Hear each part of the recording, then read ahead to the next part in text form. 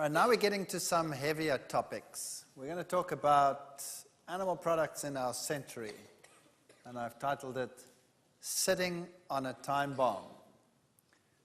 Just once again to show you the university where some of this research will have been done. The major cancers in Western society, pancreas cancer, prostate cancer, colorectal cancer in males are the three cancers that affect males largely. Prostate cancer in old age is very, very prevalent, and colorectal cancer in the Middle Ages and also in old age, very prevalent. And these are lifestyle diseases, as we have seen in the previous lecture already. In women, it's pancreas, breast, and colorectal cancer, the same three, with colorectal cancer playing a very prominent role in old age amongst the women. And in the last lecture, we already saw that these diseases are lifestyle related because the Japanese caught up with Western society as they changed from the one to the other in both the males and the females. Now, here is the Foundation for Prostate Research in Japan, and one of their spokesmen says, Japanese are eating more meat these days than in the past, so the cases of fat-related diseases such as breast, colon, prostate cancer have increased. They're well aware of what the real problem is, and in our last lecture we already looked at what afflictions caused the main incidences of death in the United States, and we saw that the lifestyle diseases, heart vascular, cancer, and chronic lung diseases were the top three in that category, and poor diet and inadequate exercise was the number one cause for disease. Now, meat consumption is one of the components that contributes greatly to disease in the world. Here's a graph of per capita meat consumption versus colorectal cancer, and again, the higher the meat consumption per nation, the greater the incidence of this cancer. New Zealand, of course, is the meat-eating country in the world. I think only the Afrikaner nation in southern Africa can compete with the New Zealanders in terms of eating meat. Not even the United States comes close to the New Zealanders. New Zealanders believe that chicken is a vegetable.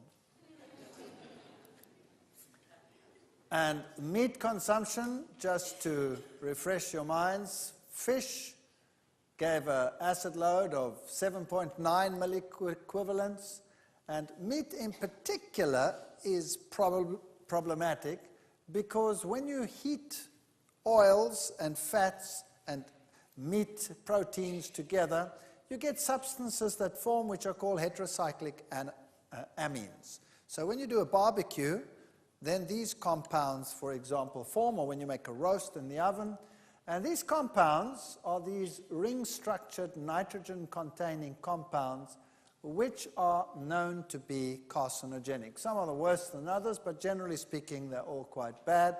Here is one, alpha C, looks like this, three little rings next to each other. There's a glue P2. They're very similar in structure.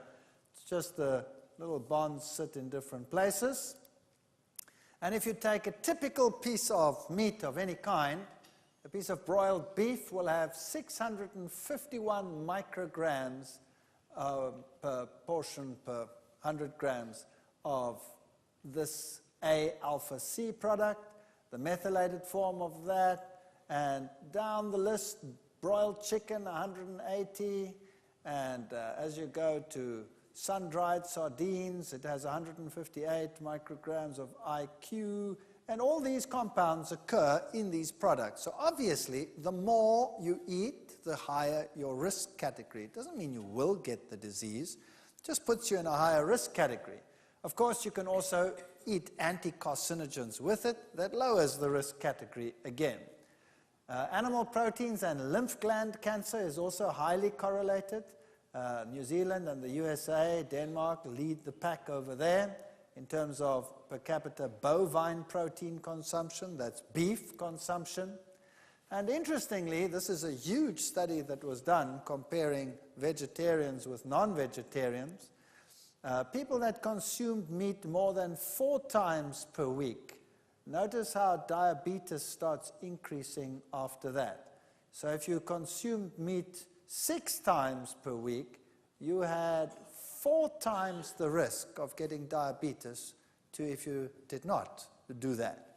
So amazing correlations between meat consumption and various lifestyle diseases.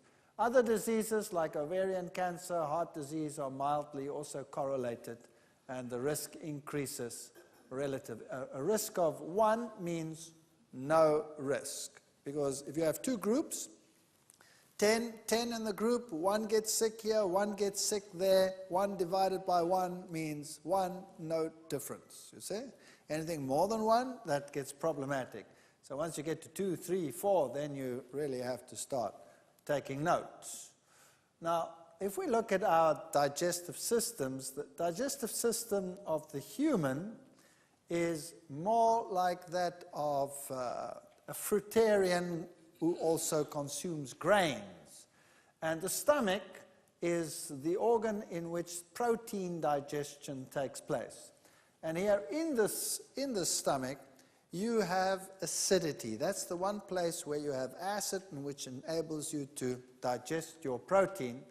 If you put a plant protein in there, then because of the way in which the plant protein is structured, the digestion time is relatively short, and you don't need a very acid medium in order to do that. As soon as you start putting a plant protein in there, it is evacuated quite quickly through the duodenum, and after a few hours, 3-4 hours max, it's out. If you put an animal protein in there, like beef, for example, or meat, it can stay there for 6 hours. If you put a protein in there, like casein, for example, it can stay there for 10 hours or even longer. So that means a lot more acid exposure time, and also a lot of fermentation time going into that. So basically, the less animal protein you put in there, the better.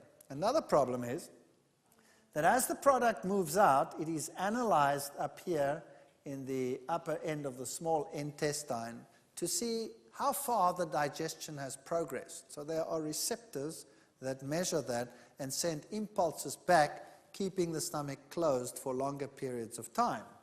In other words, if you are going to mix, for example, fruits and meats together, or plant products and animal products together, the digestion time in the stomach is determined by the longest link in the chain.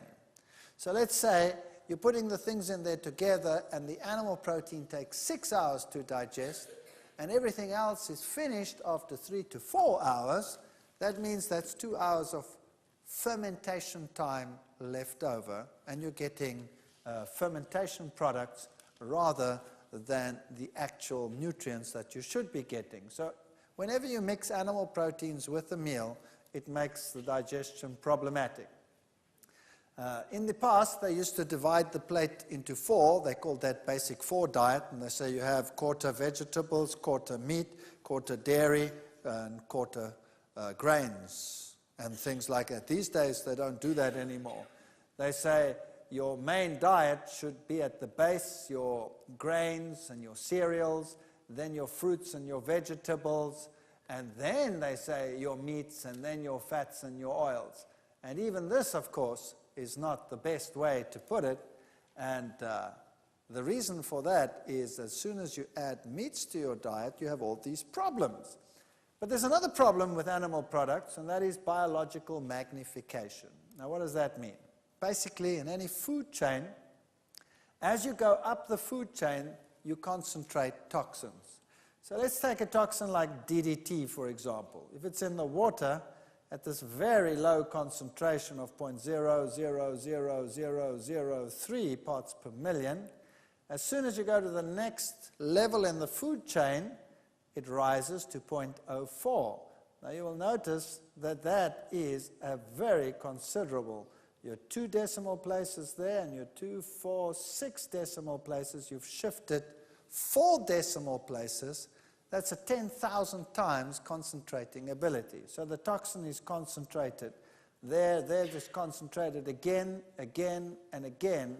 And by the time you get to the top of the food chain, you can have a couple of million times concentration of those toxins. So when birds, for example, pelicans, feed on marine life or fish or whatever, then their shells of their eggs become so thin that when they sit on them, they actually crush them because of the high levels of toxins, and then these animals start dying. Now, exactly the same happens in modern animal husbandry. You see, modern animal husbandry, farming techniques today with farm lots is totally different to what it was like in the past. And you can get tremendous concentrations of toxins as you go up the food chain. People always say to me, well, what's the difference? You know, plants get sprayed. Yes, that's true, plants get sprayed. But animals eat sprays all the time. And when a cow grazes in an area where some areas have been sprayed, some of those toxins end up on the fields, and the animal grazes this, then because they eat every single day, they accumulate and multiply the toxins, and they end up in the tissues. So the levels of pesticides, for example, in animal products can be higher than on some plants that are sprayed directly. And then you have another problem. Plants don't get their organic matter from the ground. Where do plants get their organic matter? They get it out of the atmosphere, carbon dioxide and photosynthesis. So they build their own organic matter. So whereas an animal will eat a plant or eat another animal and actually incorporates that creature into its system, and any toxins there get accumulated as you go up the food chain. So you're still best off with a plant product. Now, modern animal husbandry has the problem that they create feed and feed the animals, and sometimes these feeds are not what the animal was originally designed to consume. So, for example, in the industry, over years, they have adopted the idea that the rumen, the fermentation chamber, is a place where you can put just about anything. So, for example, you can use chicken manure, which is rich in uric acid as the excretory product, because there are bacteria up there that will change that uric acid back to protein, break it down, and enable the bacteria to build protein. So you can give them cheap chicken manure. But that chicken manure also contains other compounds, the waste products of the chicken, and any drugs that the chicken has had will be incorporated into that. That gets built into the tissues, and when you're actually buying the meat, you're not just buying meat, you're buying accumulated toxins and consumer drugs added to the system, built right in. Now, we did a lot of research with these companies. I was in the fortunate position that being at a university from the previously disadvantaged society in Southern Africa, that I could get my students to do research in just about any institute, because I could put any company between a rock and a hard place. If I said to them, I would like to come and do research at your site, and I'd like to use your animals that you are using in the industry as research objects, they would naturally be inclined to say, no, you've got no right on my premises. And so I just played my trump card. And I say, are you telling that you're not willing to help students from the previously disadvantaged society? And then they'd be between a rock and a hard place, and they'd say, well, and then I'd just go in and I'd do it. So it might seem sometimes as if the research is wicked, but in actual fact what you are doing is you are just going along with industry. These animals would have gone through that process anyway, and half of the animals are always placed in a better position than they would have been before. So I don't like animal experimentation, but this is one way in which you don't initiate it, you're just working with industry itself. Today, animals are fed anything from antibiotics to petrochemical waste to all kinds of manipulants. For example, in the chicken industry, certain grains are cheaper at some seasons than others. Certain grains are just generally cheaper, like wheat would be cheaper than maize. Chickens don't digest wheat very readily, and so they just create enzymes which help them to get along with that. So you have designer enzymes which you give the animals, which help them to digest the feed so that you can give them a lower cost feed in order to get greater production. Irrespective of the fact that those designer enzymes will cause internal bleeding in those animals, that's besides the point. Who cares? As long as they still grow adequately to give you a return on the money. That's how it basically works. And I just thought I'd keep this in because I like the language. Beestevrak van voermengsel, which simply means cattle are dying from the feed that they are getting. These cattle were being fed chicken manure, which contained a monoenzyme, ionophore, which was used as a growth promoter for the chickens, and the cattle were dying of this growth promoter. Fortunately, he managed to get most of his cattle to the market before they died, but, you know, it's a serious blow to lose all your cattle. What about that fortunately? That means who was consuming in a still higher capacity what was in those animals? The human beings. So it goes down the food chain. Fear in the food chain. Toxins in Belgian chickens set off another wave of anxiety in Europe. In this case, it was dioxin, which was in the food chain. It ended up in the food chain of pigs, and it ended up in the food chain of the chickens, and it causes cancer, of course, highly carcinogenic substance. This is a typical experimental setup where they keep chickens in feedlots like these, and in a normal chicken lot in industry, it'll look like this in a egg-laying situation where you'll put more chickens into a cage than the cage can accommodate, so that they're always squashed, so that no energy gets lost in terms of movement and the other, and all they are is they become egg-laying machines. Here's one of the industries where I was working with these chickens. This was one of my PhD students there. There's another one. And we were feeding these chickens like industry feeds them. Now, industry has different setups in different organizations. In this particular setup, they were using as one of the main feed items fish meal. Fish meal mixed with grains. And we said, all right, we want to compare that with a feed that contains no fish meal, no animal products. So we balanced the meals and got the equivalent proteins and all the parameters exactly the same, but the one got a protein group that came from animal protein, and the other one that got protein group that came from plant protein. And typically, this is what a chicken would look like very often if it got the animal protein. Notice the decalcified legs. These chickens couldn't walk properly. Now, if you get a drumstick, you wouldn't really notice that, right? So who cares that they are like that? But the fact of the matter is that the animal protein was causing decalcification. Then there was something else that we did.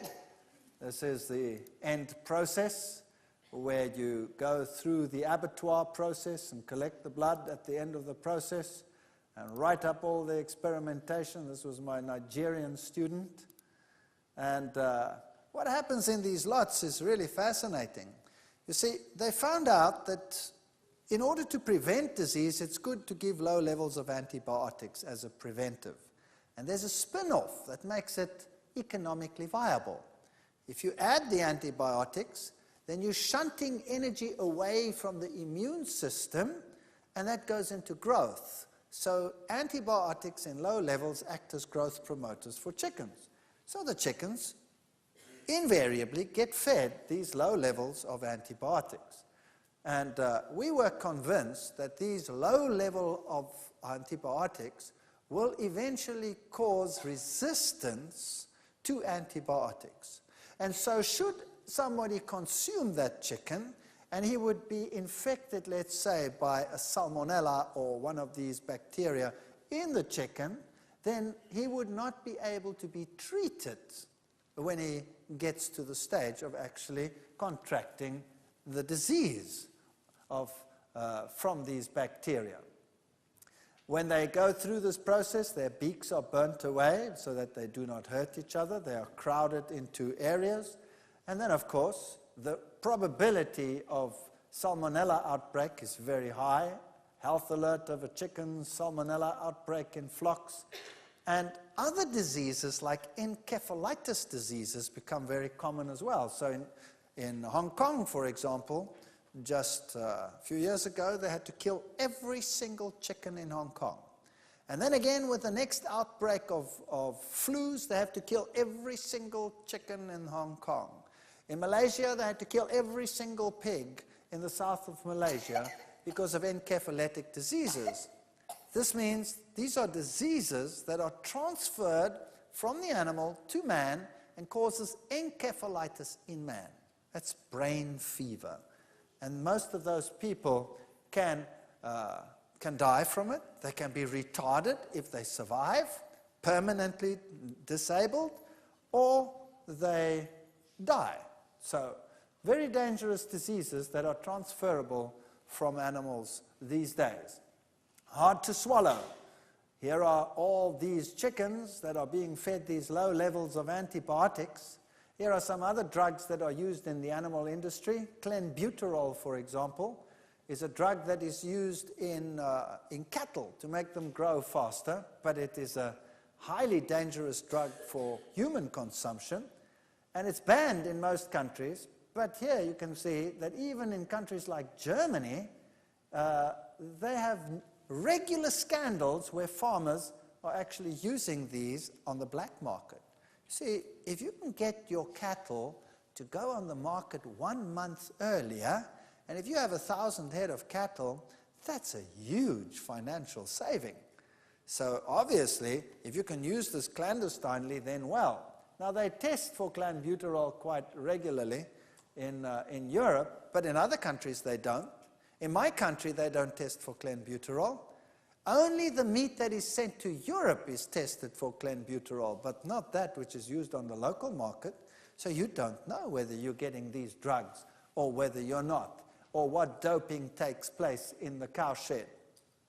These little animals here are raised never to move, because then the meat stays tender. In fact, in order to grow quickly, they are squashed in so that they can never even lie down. They have to stand their whole life just to be slaughtered. Huh? My fonts have gone crazy.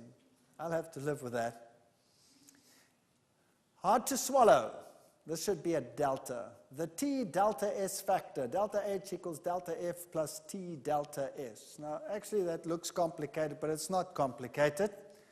H is the total energy. F is the energy that goes into growth. And T delta S is the energy that is wasted in terms of movement and reproduction and thermoregulation and all the activities that make an animal an animal. So obviously, if you want the energy you feed to go into growth, then you have to limit that. So you put the animal in a cage that it cannot move. And if it cannot move, it doesn't waste energy. You control the temperature, it doesn't have to waste energy on that. You keep the males and the females separate, they don't waste energy even just looking over the fence, you know what I mean? So that's how you keep them, and that's how you grow them, and that is modern animal husbandry. And then, of course, in these crowded environments, you stick to these antibiotics. Here was the case of burying the bacon. Did human error help spread a virus from pigs? So the encephalitis virus is these days very common in pigs. So we don't even worry about African porcine diseases and all the other parasitic diseases in pigs anymore. The big problem is really the viral and bacterial diseases that we can get today. Japanese encephalitis, a deadly disease, is spreading amongst farmers. And so they had to go and kill 300,000 animals, 10% of all the pigs in Malaysia. Even the medical world is saying pig transplants should be banned. You know, the heart valves, etc., that they use to replace heart valves in humans? You shouldn't do that anymore because the virus could be in there and your heart might function perfectly, but you die of encephalitis. So meat is not what it used to be in the old days, and a slice of pork or a slice of animal today is a product of the injection more than anything else. These were the world's deadliest scourges, other now than cancer, heart disease, and all of those. The number one killer of the infectious diseases is acute respiratory infection. In fact, bacterial or viral, that kills about 4.3 million people every year. Diarrhea, 3.2 million. TB, 3 million. Hepatitis B, malaria, measles, etc., goes down the list. So if you look at the first three, acute respiratory infection, diarrhea, and tuberculosis, all three of them are transmitted by animals. All three. TB, you get in animal products, in dairy products in particular. Diarrhea is caused by bacteria, largely bacteria from animal products, so dairy products and meat products, some of it also from contaminated water, but most of these, and the respiratory infections, are because of lowered immune response, which makes it possible for these to come in. So if we look at the mid-80s, you'll see that bacterial infections started increasing on our planet in the mid-80s. So they just soared. That's Campylobacter. That's a bacterium found largely in chicken that causes diarrhea. Salmonella is, of course, the other one, food poisoning. Also started increases since the mid-80s. And if we look at the veterinary record from 1985, they'll tell you what they were suspecting, that antibiotics were being used to counter husbandry practices. So they did an analysis of antibiotics found in beef and chicken and found penicillin, tetracycline, streptomycin, and all of these antibiotics. Penicillin they didn't find in the mid-80s anymore because it wasn't used anymore. It didn't work anymore. So these are the ones that were mainly used.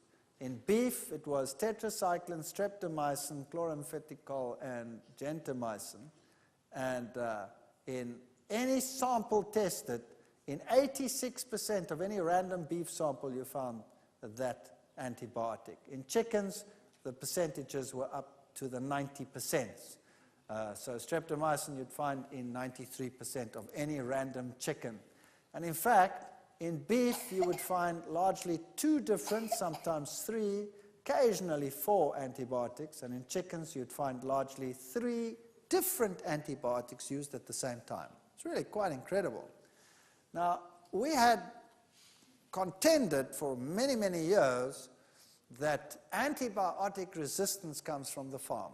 And then the farmers said, no, it's from the medical world. The medical world is using these drugs on humans, and that's why it's a problem.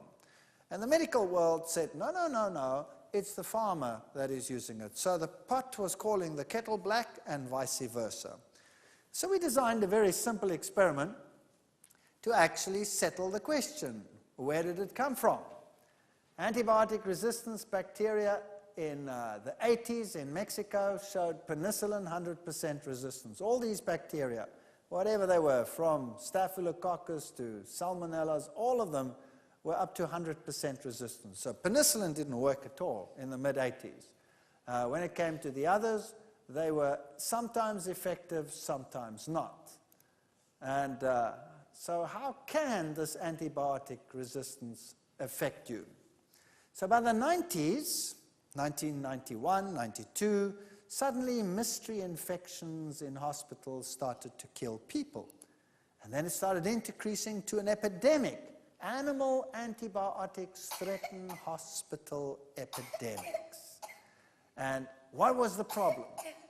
The killers within, all these bacteria were now resistant to antibiotics. And then the first epidemic started coming in the late 90s, and the children are dying. An epidemic of food poisoning is only the latest Japanese disaster.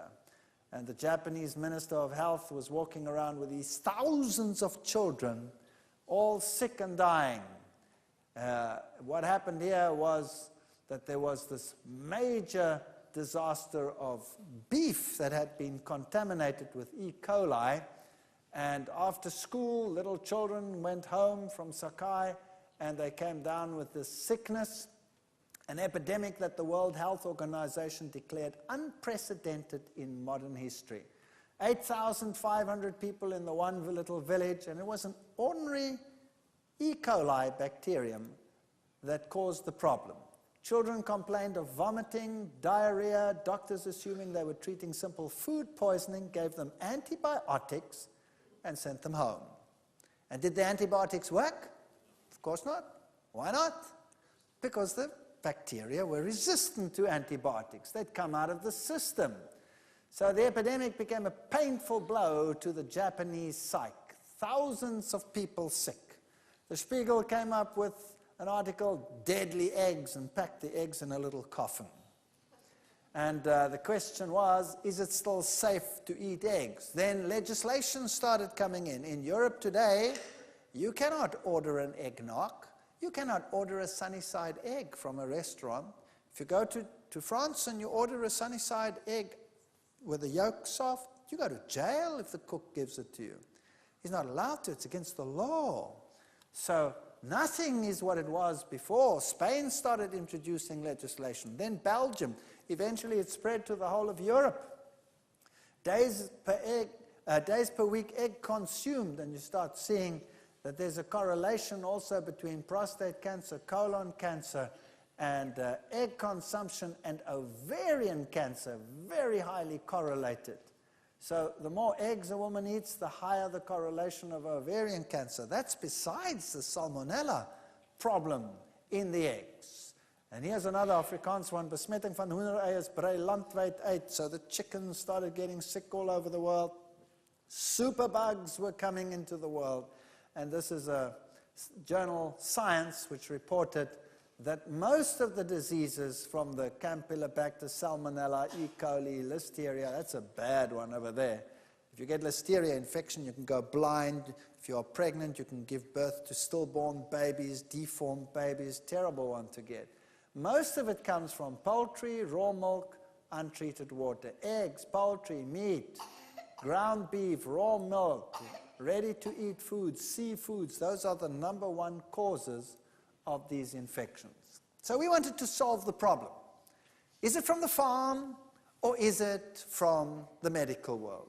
So we designed a very simple experiment. We were actually the first ones to show this. We're quite pleased with that.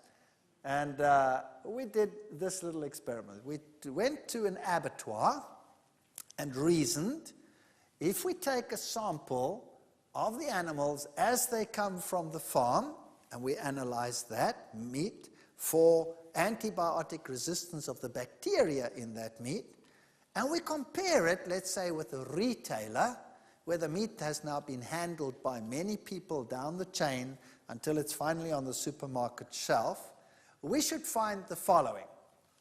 For example, let's take any one of them, Staphylococcus. And we see in the abattoir, we found that the bacteria, as they came from the abattoir, showed a 90.5% resistance to tetracycline. But when we went to the retailer, we found only a 79.5% resistance. And that was kind of consistent all along the line. 7.9 versus 3.9, 93.7 versus 72.4, 14.3 versus 7, 17.5 versus 14.1. So the resistance was always higher at the abattoir level than at the retail level. And that told us where it came from. It came from the farm. You see, the animals came from the farm. We analyzed the bacteria. They were highly resistant. Now, humans have the same bacteria. We also have Staphylococcus bacteria in us, Now, when we handle the meat and it goes down the food line processing, eventually to the retailer, bacteria from humans are added. So if the resistance goes down, that means less resistant bacteria were added. If the resistance had gone up that way, that means more resistant bacteria had been added. So a simple experiment like this proved that the resistance came from the farm. And we published this, and all hell broke loose. You can imagine the farming lobbies, how angry they were that we had claimed that we can prove that it comes from the farm. And really bad news. So basically, when you eat this product with its antibiotic, then the bacteria that you get is problematic. Now, think about this. You have a little child, and that little child has an ear infection. You go to the doctor prescribes an antibiotic, the ear infection gets better because the antibiotic is going to kill the bacteria. Does it only kill those bacteria, or does it also knock all the bacteria in your body? Knocks them all. So now while you're on the antibiotic, you have fewer bacteria than normal. Is that right? And now let's say the child drinks a glass of milk or eats an egg, and there's a salmonella in there, and it gets into the body, and here it finds few bacteria to compete with it. So that means he's quite happy to increase in there. And the bacteria that are present are all kind of woozy because they're on antibiotics, but this new guy that came in from the glass of milk or the egg, he doesn't care about the antibiotic. Why not? He's become resistant, so it takes over. So all of a sudden the child gets what? Diarrhea. Now you go to the doctor and you say, you know, the ear is better, but the child's got diarrhea. What's the doctor give him? An antibiotic. And will it react or not? No. Now you see, that's okay if you're an adult.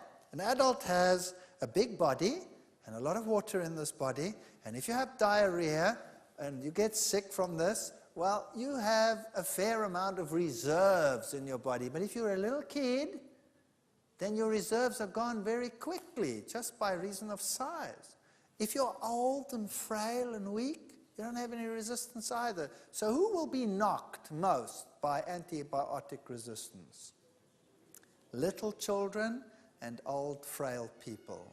They will die like flies, and there's nothing that we will be able to do about it. So if a wave of new infectious diseases comes along, like SARS, for example, or any one of those like are very prevalent today, and we do not have the medication to treat them, and we do not have an immune capacity that's functioning properly, then we're in trouble. So the solution to living in today's world is keep your immune system high. That means no additives in your food, lots of fruits and vegetables in your food, and stay away from the acid-forming foods like the animal products, and you will be better off. The inedible beef stew, well, beef was withdrawn here in the United States and all over the world. We've had mega epidemics in Scotland, in Switzerland, all over the place, killers all around. We're not living in the same society that grandpa and grandma lived in. So what do people say? People say, well, we'll have to give up these meats that are dangerous, we'll switch to the exotics. So they start switching to ostrich meat, which is booming industry. Do you know that these animals are very highly susceptible to Ebola viruses and things like that? When you get those, you're dead. You're dead. And then bacteria that outwitted antibiotics started causing streptococci, started causing rotting flesh on the body and all kinds of problems. Malaria is back with a vengeance. Why? Because the host, and not only the host, but also the vector, have become immune to the medication that is being used in the world today. So you know what our science has done over the last few decades? Science has brilliantly given mankind a suspended sentence. That's what it's done. It's put in medications in the world which has kept all these infections at bay until all the organisms have now basically reached a point where they are resistant to most of what we have in the world today. And we are sitting on the brink of what could become an explosion of epidemics, because the animals have started to outwit our drugs. And it's not so easy to develop new potent antibiotics. So we're living in a different society to grandpa and grandma. Then, how safe is seafood these days? People say, well, I'll be a seafood consumer. Here's a typical market of seafood. Beaches hit by health ban. The poisoned Amazon. Cholera makes a comeback. And then the seals started dying. In their thousands, they started washing up on the beaches. In pristine areas, such as, for example, along the coast, the west coast of Africa. No industries, no nothing. And the animals started dying like flies. Why? Then the people say, but these animals are undernourished, that's why they're dying. They were dying actually of pneumonia. That's what they were dying of, pneumonia. And if you look at them, they don't look very undernourished, not at all. But there are certain chemicals in the water that didn't exist in the water a few decades ago. For example, there's a chemical in the water called TBT, tributyltin. It's a compound that they add to the paint of ships, oil tankers. It's only permitted for oil tankers, where they paint the oil tanker to keep the barnacles from growing on the oil tanker. All others must be scraped manually to clear the barnacles off. But this compound keeps the barnacles off because it's hard with the oil tanker to clear it. Now, the concentration in the ocean is very, very low. I mean, it's incredibly low. But as you go up the food chain, it gets concentrated, and a seal can actually have up to 50 micrograms per 100 grams in its fat. So, what happens? The seal is swimming around, he's normally quite wholesomely happy, nothing wrong with him, and the toxin is stored in his fat. And now there is a lull in the fish. Let's say for a day or two the fish are scarce, or for a few days. What does he live on during that scarcity? His fat. So he burns his fat. And as he burns it, the TBT leaks into the blood system. And when it's in the blood system, the immune system goes. Out goes the immune system. And the infectious bacteria come in, and he has no resistance, and he gets pneumonia, and he dies. So now imagine, where did they get their TBT from? From the fish that they were eating. So now imagine you start eating fish regularly. That means you get those same compounds that the seals are getting, plus the PCBs and all the other compounds that are in there. And where do you store them? In your fat. And now you're fine, because they are basically out of the way. You've stored them in your fat. And then one day, you get sick. You get a normal flu, and you're feeling lousy, and you have a bit of a temperature, and you're lying in bed, and you're starting to burn up, and you stay in bed. And you're not hungry, and you have a temperature. What do you burn in order to supply that energy? Your fat. And what happens to those compounds? They leak into your blood. And what does that do to your immune system? Knocks it out. And then you get super sick. Then all of a sudden, instead of just having a flu and a cold, you actually start coughing like crazy, and you end up with pneumonia, eventually double pneumonia, and you're in the hospital, and everybody says, you know, the bugs are getting tougher these days. No, no, no. The bugs are not getting that much tougher. Our ability to cope with them is getting poorer. Does that make sense? Our ability to cope with them is getting poorer. People that go on a healthy lifestyle and they start losing weight, they get sick like dogs. Why? Because all those accumulated toxins are entering into the body and knocking out the immune system, and they're sick. And they say, whoa, I better get back to my normal diet. The way to do it is to reduce slowly and effectively and drink lots and lots of fluids and detoxifying liquids to wash that stuff out of your system and then start life with clean fat thereafter. Omega-3 fats. Don't they tell you that you have to have fish in order to get your omega-3s? Yes or no? Well, we'll be dealing with that in the next session.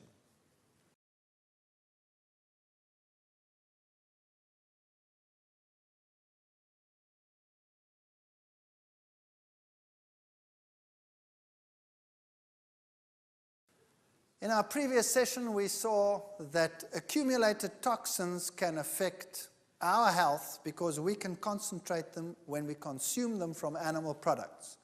And so we saw that fish in particular accumulate many of these toxins from the marine environment. But we are told also by the scientific world that we need omega-3 fats in our diets, and the best place to get them, the world tells us, is from what? Fish. Right.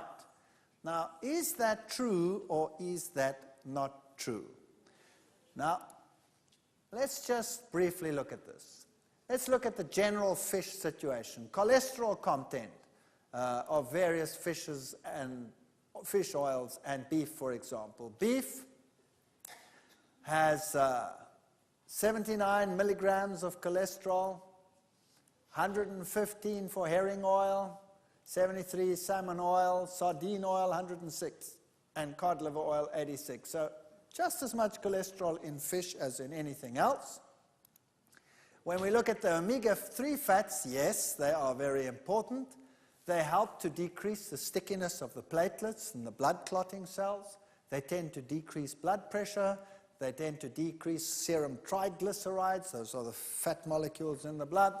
If a heart attack does occur, they may decrease the muscular damage, and they appear to decrease the likelihood of blood vessels blocking up after bypass surgery. So omega-3s are good, and they are healthy, and we need them in the diet, and we are told fish is the best place to get them. What disorders may benefit from omega-3s? Rheumatoid arthritis. You want high omega-3s in your diet there. Primary Raynaud's disease, psoriasis, gastric intestinal diseases. So these are skin diseases, and these are intestinal diseases, Crohn's disease. These are nervous diseases, depression, over-aggressiveness, carcinomas, that's cancers, and various pulmonary diseases. So, you know, omegas are very good for you. Here's the metabolic pathway. The first fatty acid that we're dealing with here is alpha-linolenic fatty acid. Now, that is one of the essential fatty acids that we find in plants, and these are converted by an enzyme, which is called delta-6 desaturase, and another enzyme called elongase, and another one until we get a fat called eicosapentaenoic acid. Now, that one up here, alpha-linolenic acid, is an omega fatty acid, and eicosapentaenoic acid is another one. Now, this one over here, eicosapentaenoic acid, is the one that you find in fish. That's the one you find in plants. So plants have alpha-linolenic, and fish have eicosapentaenoic acid. So if you were to get your omega fatty acids from plants, that's the one you'd get. Then you have the enzymes in your system to convert that, as you need it, into that. Does that make sense? All right. Now, eicosapentaenoic acid is the one that determines the fluidity of your blood, for example. And should you get too much of this, what would be the risk factors? Thrombosis, strokes, all kinds of problems from too much eicosapentaenoic acid. So plants don't have eicosapentaenoic acid. And if the argument were true that we have to get our omega fats from fish, then the same argument must be true for every other animal on the planet. That means an elephant and every ungulate in the world and every herbivore in the world should actually eat fish. But they don't. They consume alpha-linolenic acid. And then they make as much eicosapentaenoic acid as the body needs, and therefore you would never go into a risk category for strokes or thrombosis or other diseases like that. So what's better? Getting it from a plant or getting it from a fish? Getting it from a plant. Or else, if you believe that God created this world, you would have to say that God was stupid, because he didn't put any eicosapentaenoic acid into the plants, which is the basis of the food chain. He put alpha-linolenic into the plants, and alpha-linolenic doesn't cause a problem. It's the other one that causes the problem. In fact, alpha-linolenic is the one that you will use not only to make eicosapentaenoic acid, but to make all the other things as well, like prostaglandins and all of those compounds that we need. That's the basis. We need this one. We don't need this one as the basis from which to work. We can't work back. We can only work this way. So, what plant foods contain omega-3 linolenic acid, for example? Which ones?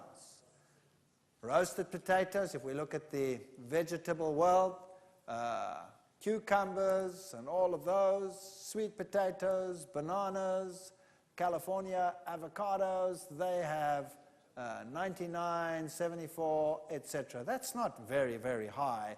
Whole wheat bread has 11, and are there any others that are higher than that?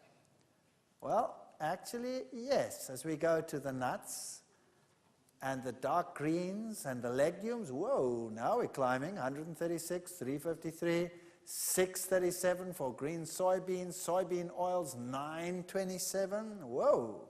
Wheat germ oil 938, walnuts 1033, canola oil 1094, walnuts English 1703, and who's the super king in the world? Flax seeds, 7,526. So if you add your flax seeds ground to your cereals or to your breads or to your whatever, do you think you're going to have a shortage? I somehow doubt it. And there is no animal that will compete with that. And you're getting what you need. So you can get it from plants. Don't believe that you cannot get it from plants and that you have to get it from fish. Evidence linking fish contamination to cancer. Number one, elevated levels of pesticide compounds have been found in the tissues and breasts of cancer patients. National Cancer Institute shows an increased death rate from cancer amongst people living in areas where fish have exceptionally large numbers of tumors. Fish have more cancer than 50 years ago. For example, 30% of bullheads in Lake Erie were found with liver cancer. That's pretty scary. And PCBs, PCB exposure in the general population comes from fish, may affect sperm counts, fertility. Pregnant mothers are linked to alterations in birth size, etc., from PCBs. And children at 11 years of age with higher exposure to PCBs before birth show impaired intellectual development. And you might think, well, you know, I eat fish from deep water. I'll buy only deep water fish. So people buy deep water hake, deep water salmon, deep water this. Well, where's the biggest contamination today? Here are the Arctic people up here, living in these areas up here, where they are far removed from any industry. And at risk, the Inuits' diet is contaminated with pesticides, PCBs, and other poisons right up there, the highest levels these people have, because that's their main diet. Fascinating. So there's a fish today with typical tumor fish, new scientists, parasites for supper. The fish do, of course, have a reduced immune system. And so they are getting more parasites than before. Mystery killer stalks Australian waters, new parasites that we never even knew about affecting these fish. These fish develop aganodia. They don't develop any sex organs. If we look at the decline in fishing over the years, we'll also find something else, that oil ratios in fish have declined since the 80s to the 90s. That means the fish are not storing energy like they used to in the past.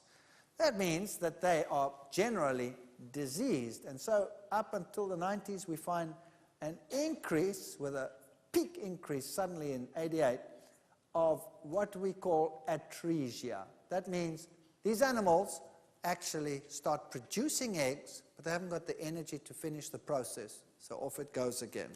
The fish world, since the 80s, when the high industry toxins started taking their toll, is not what it used to be. I'm always a bit worried when they come out already fried. Yeah.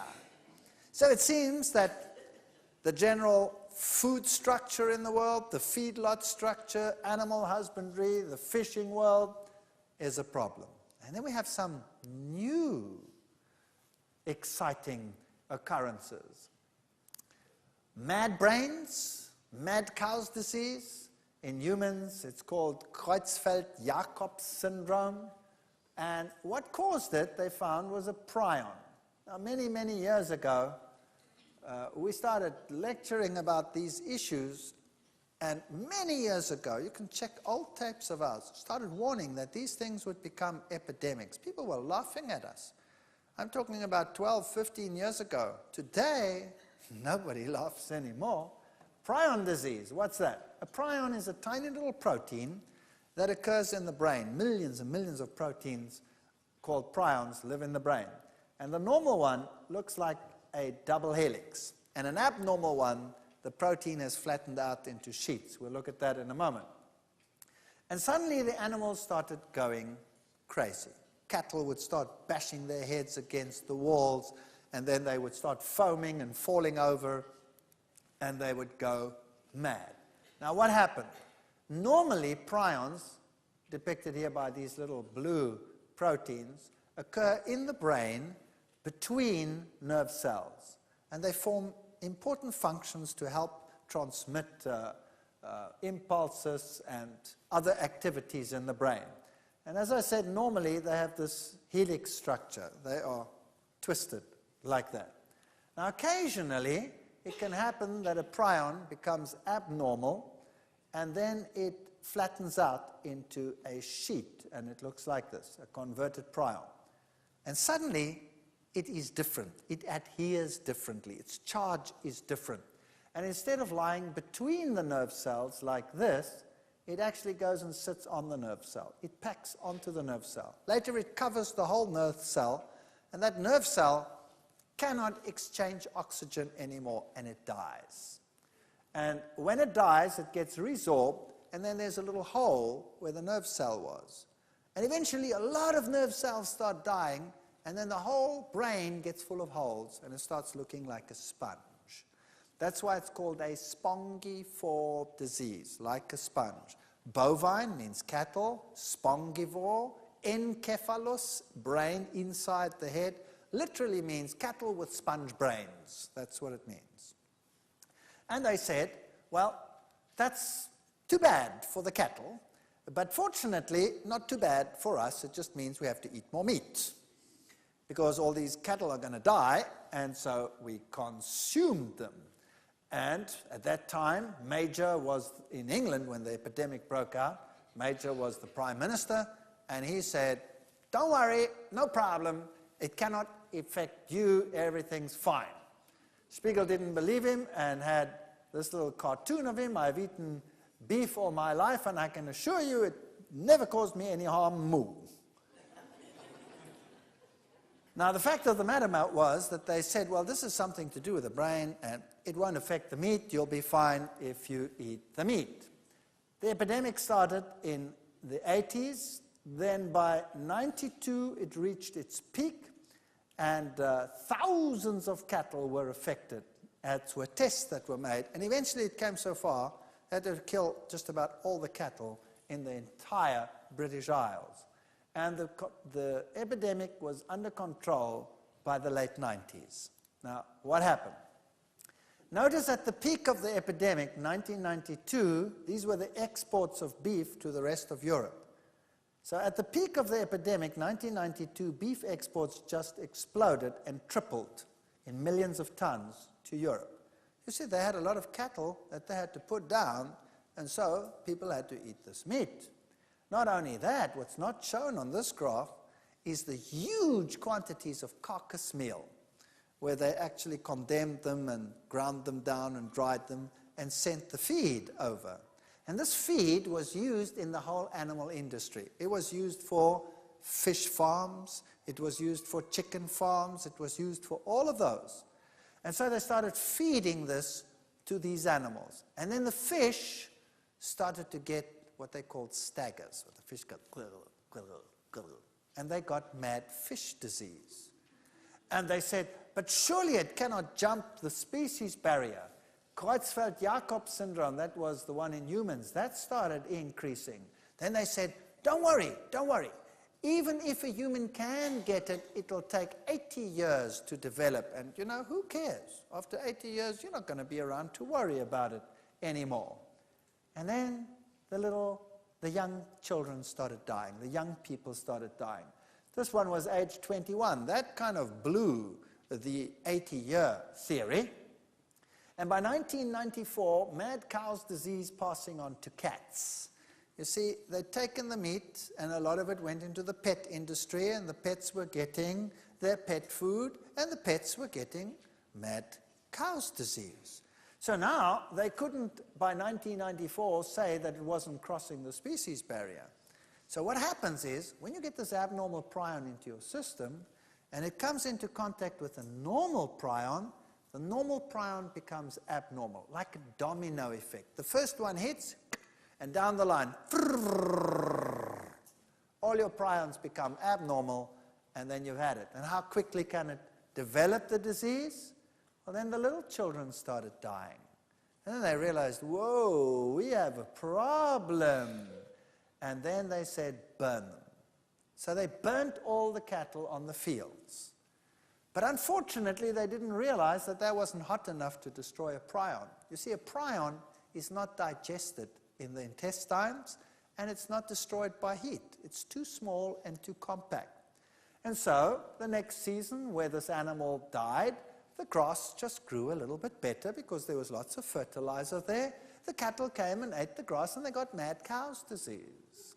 Then they realized, we better incinerate the cattle. That was very expensive. So they incinerated the cattle, but by then the first baby was born with Creutzfeldt-Jakob syndrome. So babies were born with it. Here is a brain scan of a 17-year-old with Creutzfeldt-Jakob. That's the destroyed portion of the brain over there. That was a picture of the month in February 2001. Little babies with Creutzfeldt-Jakob syndrome. And so they finally realized we cannot feed this to humans, and they condemned everything to be incinerated.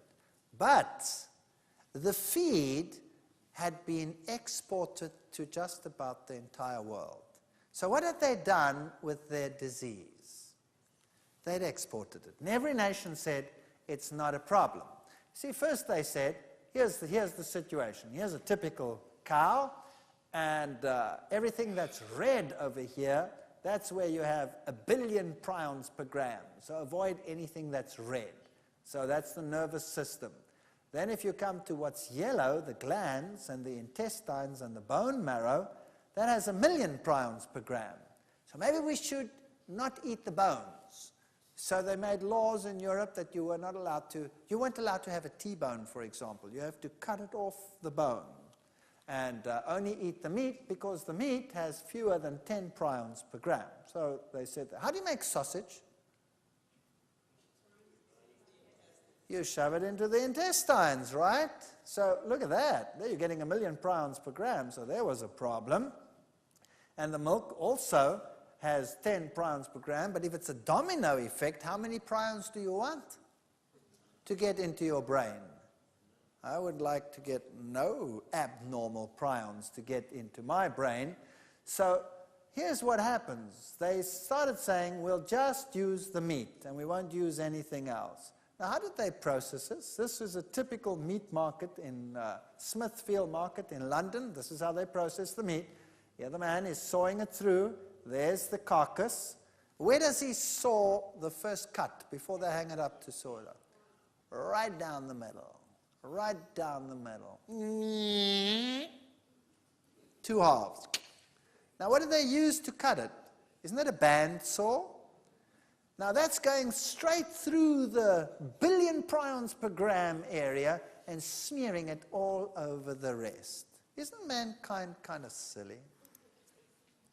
And so, suddenly, mad cow's disease was not confined to Europe, but also started occurring in Europe. By the way, that's Europa, the prostitute that was raped by Zeus.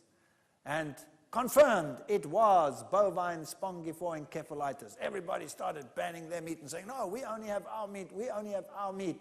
And deadly meat. Suddenly it was deadly eggs, now it was deadly meat. And the United States said, we don't have a problem. Do they have a problem now? Oh, I see. Does Canada have a problem now? Yes. So could mad cow's disease spread further? Yes or no? We've only seen the tip of the iceberg. Then there was a scare in southern Africa, and by the late 90s, it was spreading all over the world. We are sitting on a time bomb. Then, tests could pin down mad sheep risk. It's called scrapie when it's in sheep. And scrapie is very, very prevalent. I was in Iceland at the end of last year. That's just a few months ago. And guess what? Iceland has the strictest rules in terms of meat import or any animal product import. They don't use any compounds from the other countries because they have these stringent rules about preserving their environment. And guess what? They got mad sheep's disease breaking out in Iceland. And they had to destroy an entire herd of one particular farmer. It was interesting to me, very interesting. And so, even in that country, here by the late 80s, doctors at the VA hospital in Pennsylvania autopsied 54 demented patients and discovered that 5.5% had died of Creutzfeldt-Jakob disease. While the United States was saying the problem doesn't exist in this country, in 1989, they knew already, published in the journal Neurology, that it was prevalent. Scientific American, 1995, Creutzfeldt-Jakob disease has apparently been transmitted by cornea transplant, brain electrodes, surgical instruments, injection of human growth hormone. Fascinating.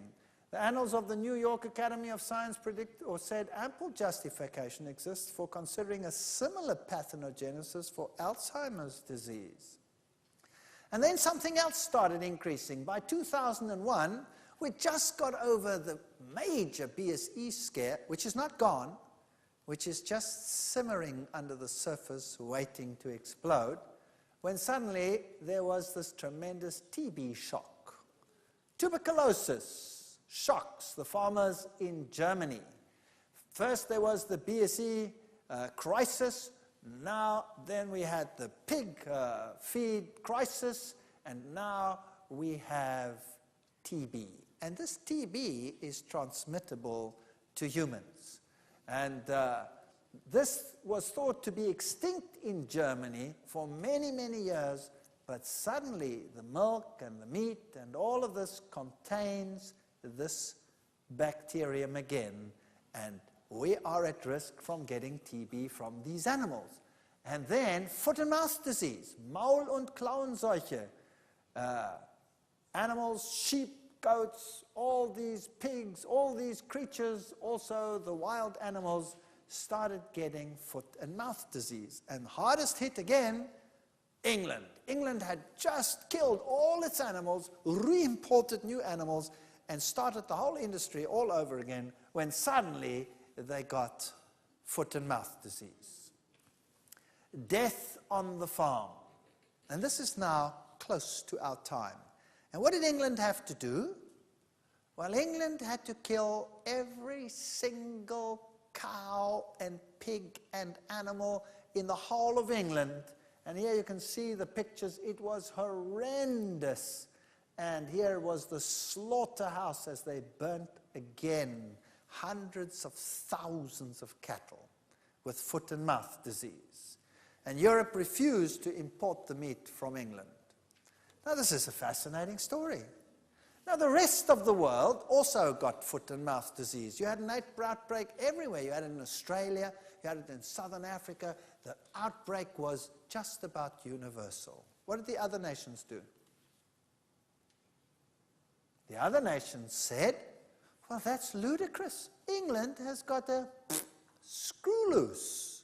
Why kill all these animals and why get rid of all that capital? There's a much easier way to deal with this disease, and this is what the other countries did.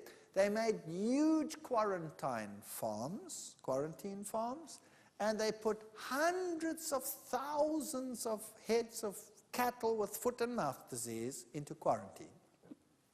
And then they immunized them all. They immunized them. And then eventually the disease was under control, and the problem is solved. So the whole Bang Shoot was immunized. Now, what does immunization do?